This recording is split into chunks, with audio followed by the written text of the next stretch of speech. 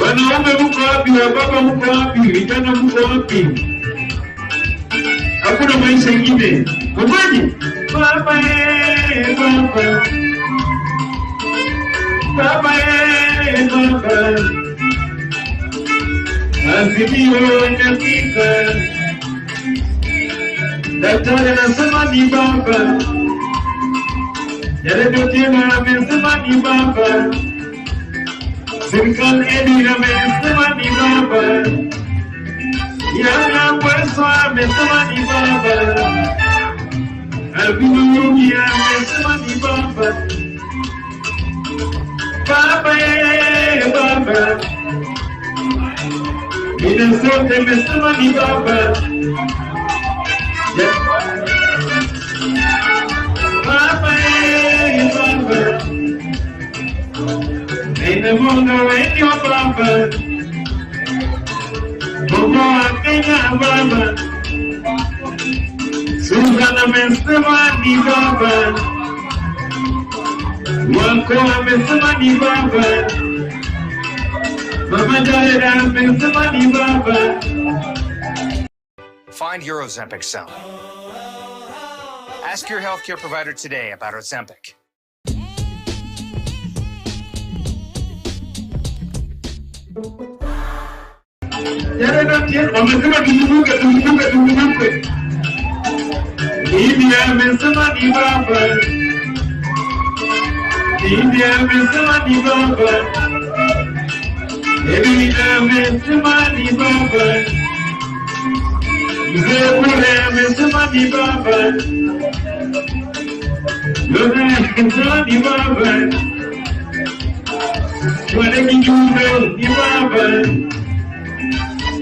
Seneta mtarajiwa ni baba, Seneta Natie ni baba, Seneta Natie ni baba, vigelegele kwa baba, vigelegele kwa baba, Raila Odinga ndio baba, Erika amesema ni baba, Eriko Umani amesema ni baba, Seneta amesema ni baba, Chui Seneta Chui amesema ni baba, Omosikari amesema ni baba, Omosikari Seneta Chui amesema ni baba. Vigelegele kwa mama, vigelegele wababa, vigelegele wababa wazee. Hili serikali Edwin serikali Edwin serikali amesema ni baba, serikali amesema ni baba, baba ndio baba, Raila Odinga ndio baba, Susan amesema ni baba, Daktari Juda amesema ni baba, Daktari Juda amesema ni baba, Mumani amesema ni baba, Every Mumani amesema ni baba, Wako amesema ni baba, Janet na mama amesema ni baba, Eriko amesema ni baba, vigelegele kwa baba, Chora amesema ni baba,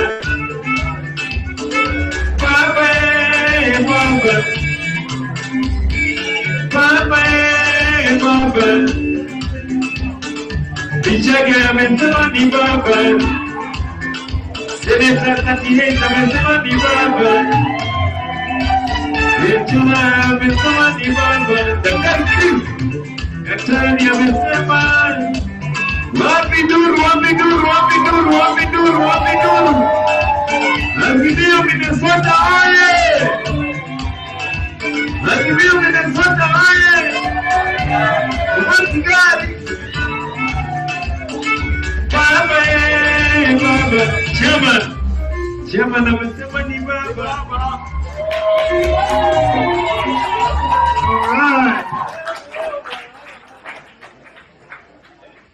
All right.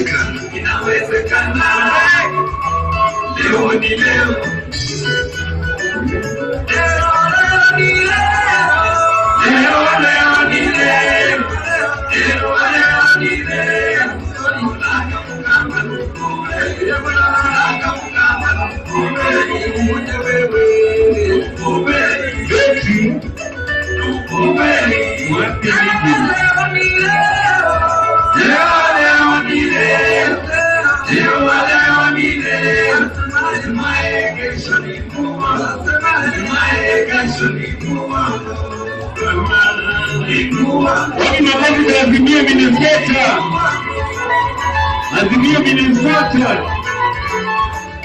Wapi vigelegele kwa mama wetu, warembo wetu wa Minnesota.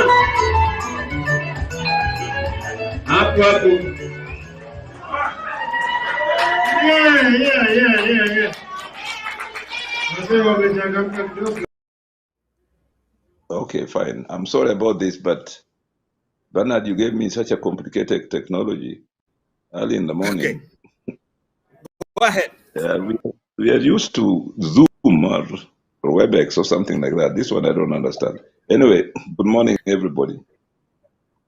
Good morning. It is now about 5 in the morning. I woke up at 3 and I've been trying to join you people.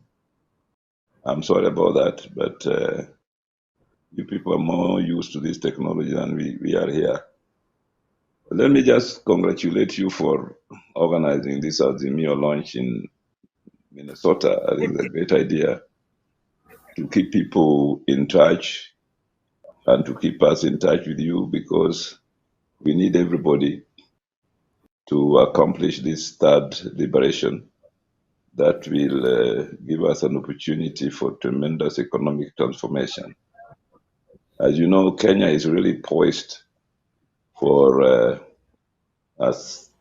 real economic transformation but it needs the right people in place to captain the ship that can sail through this ocean of development. You do remember that in 2003, when the NAC government came to power, it really changed things in a very short time. After the decades of both social and economic decay. Our manifesto as NAC was called Democracy and Popular Empowerment. And the plan that we put in place for implementing democracy and popular empowerment was called Economic Recovery Strategy for Wealth and Employment Creation. And it did achieve that purpose in a very short time, to create wealth and employment at the same time. You understand that over the last couple of years, we have created wealth, but only for a small section of society, with very little popular empowerment. This is understandable, especially when the government is investing heavily in infrastructure, but at a cost that is not commensurate with what is being done. And even President Uhuru Kenyatta did accept that the cost is something to do with financing corruption at the tune of 2 billion shillings a year. That is something that we must stop if those resources are going to be used for economic empowerment and the economic transformation that we are envisaging. That is why Raila said quite openly and consistently, and in consistency with his stand in Kenyan politics during the second liberation, that he knows where the money is to undertake this third liberation. The money can be found by sealing the holes through which corruption saps resources from our nation. We cannot say that very exactly at this point in time, but having been in government before and having received the confession by the president himself that corruption takes 2 billion shillings a day from our economy, that money alone would be enough to do a lot of things. If you do save that money for 1 month, you will easily finance the highway that we are building now on Wayaki Way to Uhuru Highway. Further, there is also a lot of duplication in functions as opposed to what the Constitution laid out very clearly in Schedule 4. We divided functions between devolved government and national government. I'll give you an example. Roads within counties by Schedule 4 is a function of county government. There is no reason why the national government should be building rural roads in a county through a body called Kenya Rural Roads Authority.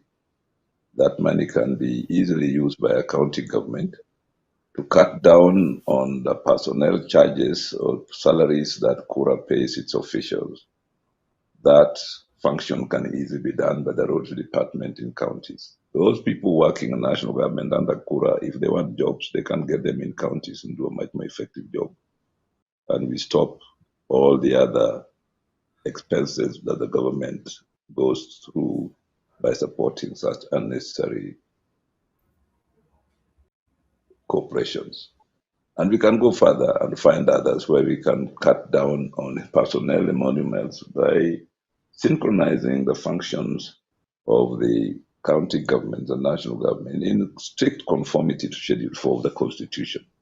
And if indeed something is missing in Schedule 4 of the Constitution that can make work more efficient and cost effective, we can look at that through proposals we had made in BBI. That's why we were saying that we need to relook at our Constitution after being in practice for now 10 years since it was promulgated in 2010, I mean. Remember, the American Constitution was changed several times soon after it came into being. Now we have several amendments, important amendments to the American Constitution, which are usually quoted in cases that you yourself are aware of. Changing a constitution is not something that is sinful or wrong, but if you do it for the right reason to make it be much more practical after you've had several years of using it in practice, then it makes sense.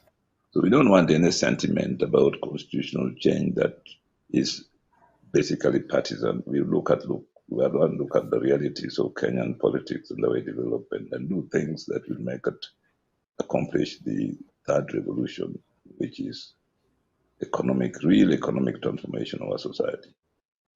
I've just been to Senegal and I came back yesterday. And what Senegal has done since the presidency of the Raila Odinga and now Macky Sall is commendable, but they're also facing the same problem that yes, you can invest heavily in infrastructure. Yes, you can make sure that it's cost effective, but you cannot do that without also having certain policies that empower people socially and economically. It is for that reason that during this change, when infrastructure is important, the transformation of the economy, we have proposed giving poor families 6,000 shillings so that because infrastructure for some time is a jobless, doesn't increase as much jobs as when you invest in agriculture, for example. You need to cushion the underprivileged society so that they too can be in a position to live a livable life. At the same time, you need to make education really supported by the state. Remember that the government made primary school education free. When we proposed it, people said it's not possible. But we implemented it within the first week of coming into power. And in the end, it has now become acceptable. And so it has been proposed really that that state should look after those going to school after university. After all, this is done in a place like Germany.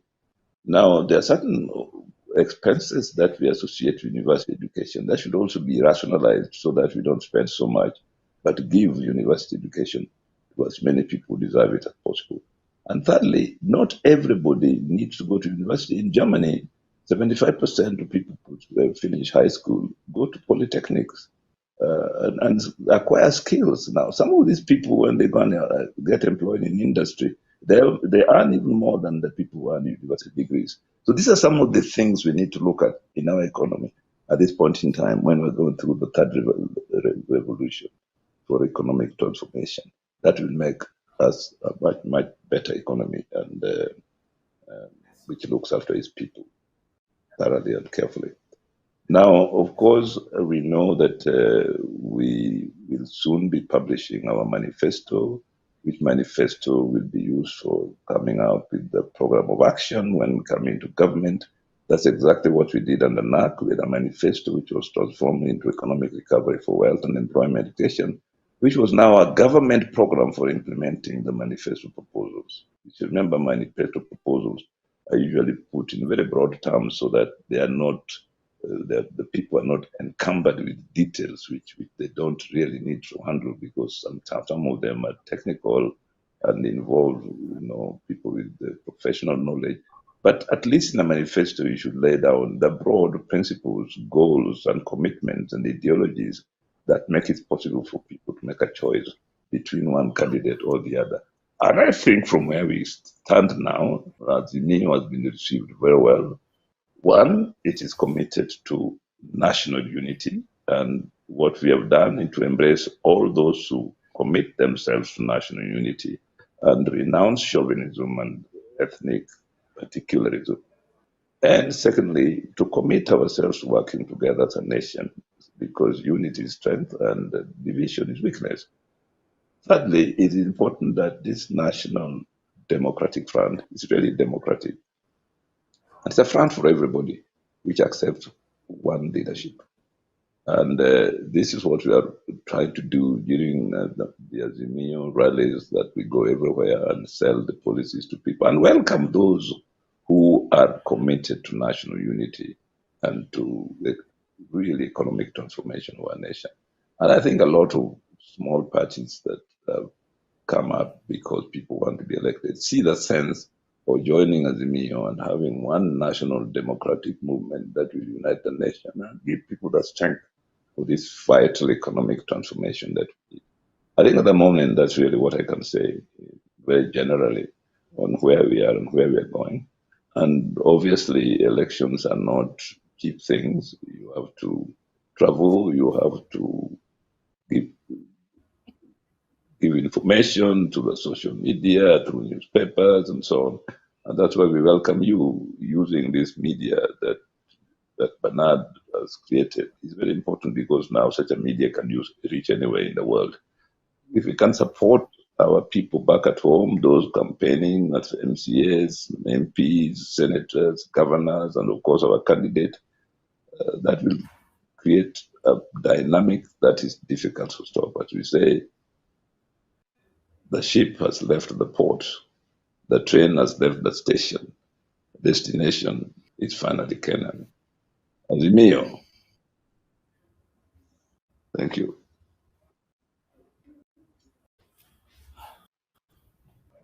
Thank you very much, sir. Colleagues, we appreciate your time. Thank you very much. Thank you. Yeah, any question?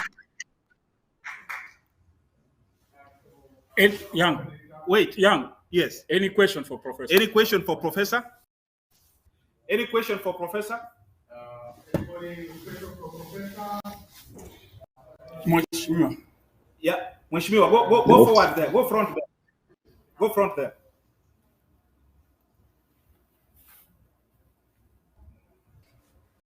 Kisumu is fine.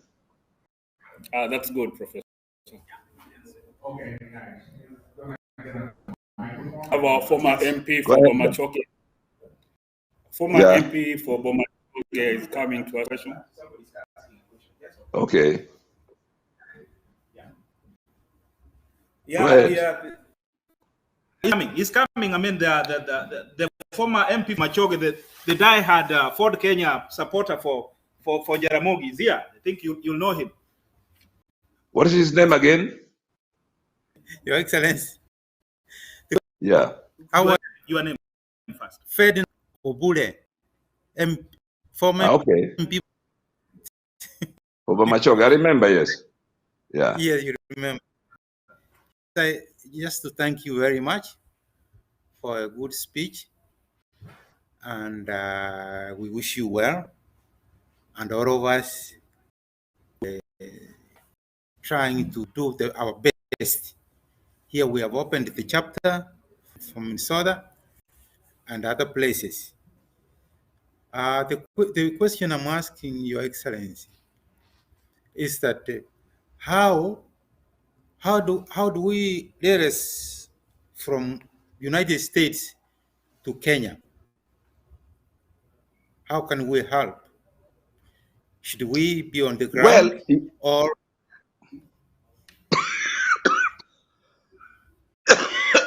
sorry. people that we go? Well, there are several ways of helping, really.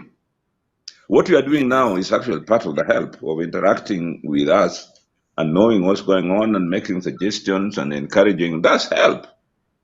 But the other help is really material. As you know, you have been a politician, elections in this country cost something, like they do elsewhere. I mean, people have to travel, people have to accommodate themselves, people have to advertise in the papers, people have to, during nominations, have to print stationery. All those practical things of running an election cost something.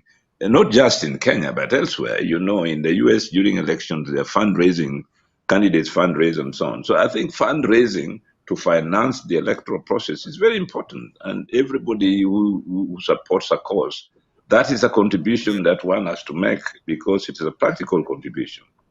So I would say two things really from the US. One is doing the thing you are now doing and making it known that Azimio exists, these are its policies, and we are keeping on what's going on and enlightening the people in the US. And secondly, apart from raising that awareness, is realizing the goals of Azimio, the coming into government. I mean, it's no longer having Azimio, if it cannot come into government and create change. I gave you the example of National Rainbow Coalition. If he had not formed the government in 2003, Kenya would be very different today, because the same Nyayo era would have continued, and there would be much more economic decay and backwardness than happened under NAC. You know, remember under NAC, within the first 2 weeks, people were arresting policemen on the streets for taking bribes. Unfortunately, we lost that spirit and commitment. But this is where I think we come in. You come in. Okay. Thank you very much for answering my question. Another question, Prof. Yeah.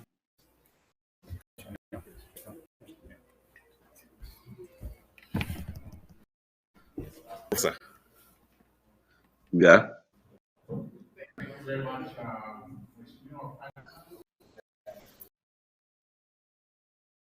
Bernard, you may have to repeat the question. I can't hear it. Yeah.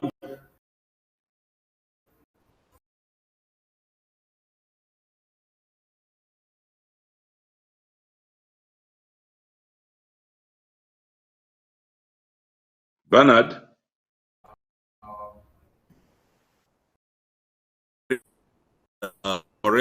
The first one relates to the challenges us who are living in the diaspora are facing with either registering to vote. What are the plans to make that process for those who are in the diaspora be able to vote more easily and comfortably? What's in it? And then the second question relates to devolution. There are challenges with devolution in terms of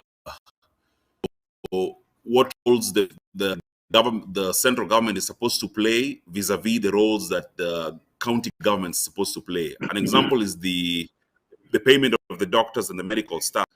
What plans are there in place to mitigate those challenges? Because some of those roles that need to be taken care of government and the county government. You know, the doctor's training is a very simple thing. I mean, the Constitution says that the national government is responsible for training and research, research, and policy, national policy on health. The county governments, just like in the US, are responsible for delivering health services. Okay. Now, the problem has been that county government employ and pay all personnel, be they doctors, nurses, clinicians, researchers, and so on. The county government employ and pay all of them. When it comes to training, for example, in-service training, then our doctors leave the counties to go to MTRH or Jomo or Kenyatta National Hospital to be trained. Then the national government says, while they're being trained, we pay them. Now, this is an anomaly. You can't pay somebody when it's not rendering you service. We are expecting to provide medical services, and at the same time, we are deprived of our doctors when they are training, and we are expected to pay them. So we said, well, this is a dishonesty on the part of the national government. This must be straightened, so that when doctors go for training, the national government takes over their salaries and remunerations. When they leave training and come back, then we pay them. It's just fair. That's one. Secondly, it is quite clear that although the Constitution says that at least 15% of the national budget should go to the counties, quite often it is hardly 15%. And even if it is 15%, very often it is disbursed very late. So if it is disbursed late, it means the county government accumulate a lot of pending bills. And you know, pending bills attract interest. So these are some of the things that at least Azimio intends to correct. They are basically mentality in the national government, which is trying all this time, have been trying to deny the reality of devolution so that it can keep for itself more power than it deserves under the Constitution. Basically, as a governor and having been in the Senate, I've seen and I've known this is the problem. So what we in the Council of Governors try to do is to try and get money from development partners that can help finance development, particularly because money going to development in the county governments is very little. Most of the money goes to remuneration and personnel emoluments and so on. And that is an anomaly because the money that goes to the national government for development is enormous. And then the national government has the advantage of being able to borrow. And they can borrow and increase the ceiling for borrowing through parliament, as you saw recently. Whereas the county government, in order to borrow money, you have to be credit rated. And that credit rating is controlled by Commissioner for Revenue Allocation, which is the national government institution. At the moment, there are only 4 counties which are credit rated. That is Makueni, Bungoma, Laikipia, and Kisumu. And none of them has been able to borrow money from the capital markets, because once you are credit rated, the process of borrowing money from the capital markets again depends on the national government to clear you. So there are too many obstacles to resource access for the counties that really doesn't give the opportunity for county government to do what they are potentially capable of doing. And if you compare devolved government in the US to devolved government in Kenya, the US devolved government is to the states and to the counties in the US. It's light years apart. These are some of the things that we wanted to correct in the constitutional amendment that we're proposing in the BBI. But of course, you know what happened.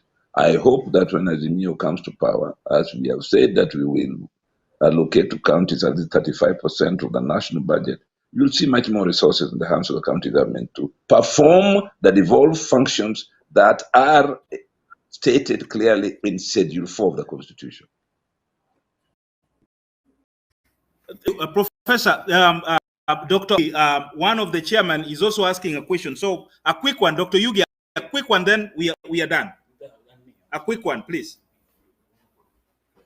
1 second, Dr. Yugi, we are queuing you in. Bring in, okay, unmute Dr. Yugi. Go ahead. Unmute Dr. Yugi. Yeah, unmute Dr. Yugi. Dr. Yugi, go ahead. Hey, Prof, how are you? Sam, how are you? I'm good. Good to see you. I can see you look good, man. Thank you, thank you. Mine is not a question. I just wanted to emphasize how the diaspora can really participate in a tangible way. And I know that having participated in 2007 election, I know that one of the ways that they can participate is really voters protection, and that requires people really working, doing things in their villages that are tangible, like getting people to vote, and voters protection, and that involves money and coordination. And if each and every diaspora really kind of owns their village or owns their local areas, it makes a difference. I know during 2007, I went to Suba and it really made a big difference. So just talk about that and encourage the diaspora that they really, really need to do that, because no matter what we do, if we don't protect votes and we don't get people to get out of vote, because there are a lot of limitations for our people, then this may not come true. But I think this time is coming true. So just talk about that briefly. I think, Sam, you're right. In fact, I would add to that, really. Now, you and I are now talking through this medium, okay? You can do this with your people in the village very easily, because people now are social media wise. Even women in the villages can tune into these things. So owning the village, I think that's a very good idea. Owning an electoral area, knowing who is standing, knowing who are mobilizing the voters, encouraging them, supporting them to not just to mobilize, but also to protect the votes on voting day is very important. You can own a village, not just in your home area, but even elsewhere where we have friends, for example. Now we are touring the country. I get asked for help in a constituency in Nyeri or in Vihiga. Just yesterday, somebody was calling me from Vihiga, saying he's standing on Azimio, you're having difficulty getting caps and so on. You see, just being in touch with people where it matters, where the vote is mobilized and the vote is cast. I think, Sam, you are very right. And it just depends on individual initiative, really. It's not something that one can, can be taught. It's just individual initiative and commitment, and it can achieve a lot, by the way. I know in my own constituency, when I was standing as MP, I did get a lot of support from people who are abroad, just by supporting some MCAs, whatnot, standing for elections. Thank you. Yeah. Bwana Kibota. I think some Dr. is done. Okay. Dr. Yugi, did you finish your question? No, it's all well answered. It was not even a question, but Dr. has addressed It's it. just a conversation. Yeah. Yeah, I just Thank want you. to everybody to really own their village, really do something, however small it is. If we all do something, it multiplies. And that's very important. Yeah, Just like now we have chapters in Dallas, chapters in Houston, chapters in DC. And so we are all doing something small, and it is becoming bigger in a way. So that's why we are coordinating all these chapters to work together. Thank you. Thank you very much, Professor. Governor, can you make your concluding statement, please? Because of time, we need you to rest also. Bernard, it is what is going to 5:21. So it means as the birds are singing in the morning for people to wake up, I'm going back to bed. Anyway, but let me thank you so much for this initiative. I think we should do it more often so that we are in touch. Let me also say that in a couple of weeks' time, from May 17th to May 21st, we're going to be holding in Kisumu a very, very important Pan-African meeting called the AfriCities Summit, the 9th Summit of AfriCities. AfriCities, organization of AfriCities activities, are coordinated and organized by the Union of Cities and Local Governments in Africa, which is really the Pan-African organization for devolved units in African governments. It's important because it carries on the battle or the conversation on how devolution as a whole in Africa can be a vehicle for popular participation and development in Africa. And we do meet to compare notes, especially given the current two factors facing the world that the world is least prepared for, even up to now. That is climate change and pandemics. We may have seen the coronavirus pandemic, but let's not forget that there were other pandemics in Africa before then, the Ebola pandemic, the HIV/AIDS, which is still with us, although in many ways has been tamed much better than before.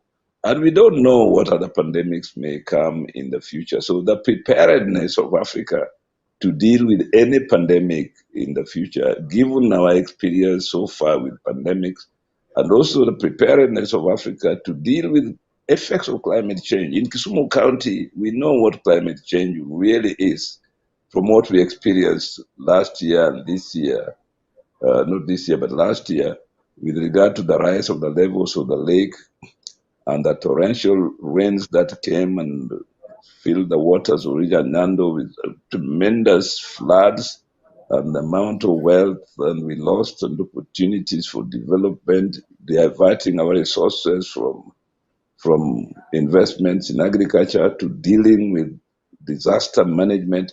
So, and this is not just here, it happens elsewhere too. And the social conflicts that emerge in various parts of Africa as a result of this climate change and disruption of the environment, especially in pastoral societies, and other areas. So the AfriCities Convention in Kisumu is going to be discussing how urban areas, by the way, most Africans are going to be living in urban areas in the next 30 years. It's estimated that by 2050, 50% of Africans will be in urban areas.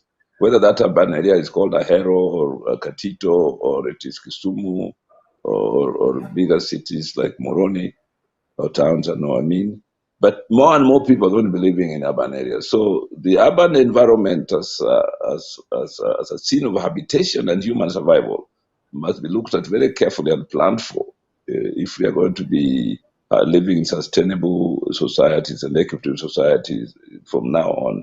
So this is a very important summit that if you don't attend physically, please go to our website and see how you can attend and contribute online and attend and give your ideas and views on this issue of sustainable urban areas and cities for the future, because you and I know that we are destined for that, whether we like it or not, by the mere development occurring in Africa. I just come from Senegal, and you can't believe the majority of Senegalese people who are living in rural areas have come into towns. One, because rural areas becoming drier and drier, they need some, and now they're in town, and you can't believe that everybody is trading on one thing to the other, which is also another problem. When people come and everybody is trading, who is doing the work? No. So we must create opportunity for these people to create wealth, to have employment. So it's a much bigger problem than we think of at the moment. But this is the reason why we are organizing this Afro-City Summit in Kisumu on 17th to 21st of May.